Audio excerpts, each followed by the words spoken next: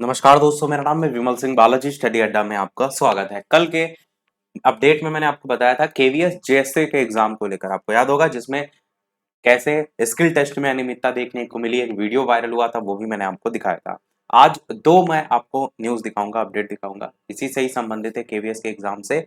वही यहाँ पर आप देख पा रहे हैं, कंप्यूटर सिस्टम अपने आप चल रहा था, अभ्यर्थियों ने लगाया धांधली का आरोप, वो हम आगे आपको न्यूज में दिखाएंगे। पर उससे पहले आपका एक न्यूज पेपर में, इंग्लिश न्यूज़पेपर में जो है आपको केवीएस लाइब्रेरियन एग्जाम जो है उसको लेकर के बात की गई है कि जो भी यहाँ पर एग्जाम हुआ है उसमें ट्रांसपेरेंसी वगैरह बिल्कुल नहीं हुई है।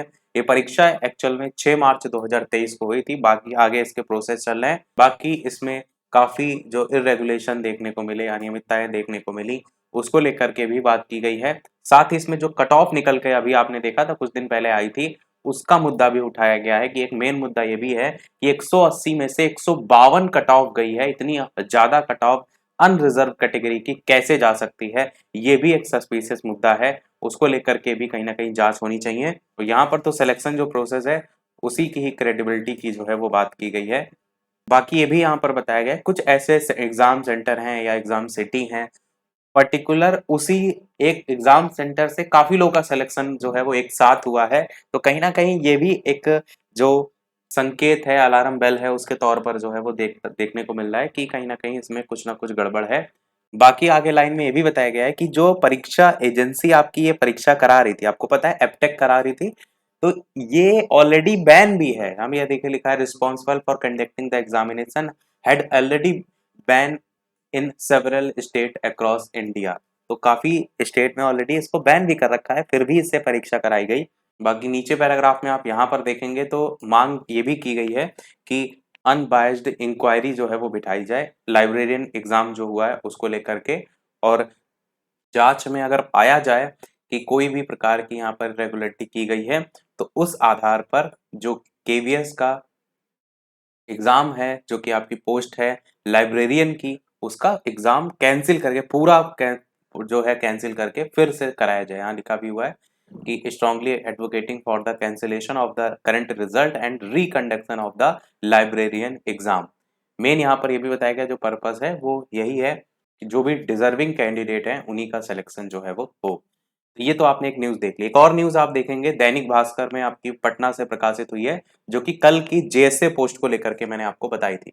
अब जो जेएसए पोस्ट है इसमें भी अगर आप देखेंगे तो केवीएस की टाइपिंग की हो रही थी परीक्षा, पुलिस को आना पड़ा।